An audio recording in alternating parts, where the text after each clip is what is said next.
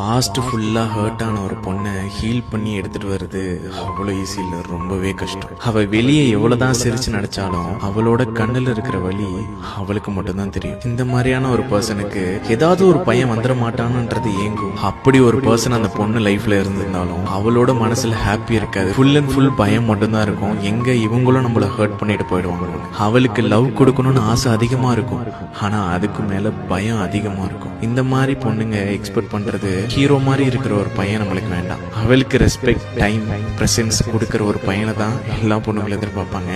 So உங்களுக்கு இந்த மாதிரியான ஒரு பர்சன் கிடைச்சாங்கன்னா நீங்க அவளுக்கு கொடுக்க வேண்டியது ஒரு ரெஸ்பான்சிபிலிட்டியும் ஒரு ஜென்யூனான ஒரு மேன் தான் பொண்ணுங்களுக்கு ரொம்ப பிடிக்கும். இந்த மாதிரியான ஒரு பர்சன் உங்க லைஃப்ல இருந்தா உங்களோட லவ் அந்த பொண்ணு மேல அன்கண்டிஷனலா கொடுத்துக்கிட்டே இருக்கு. அதுவே அவங்களை ஹீல் பண்ணி எடுத்துருவாங்க.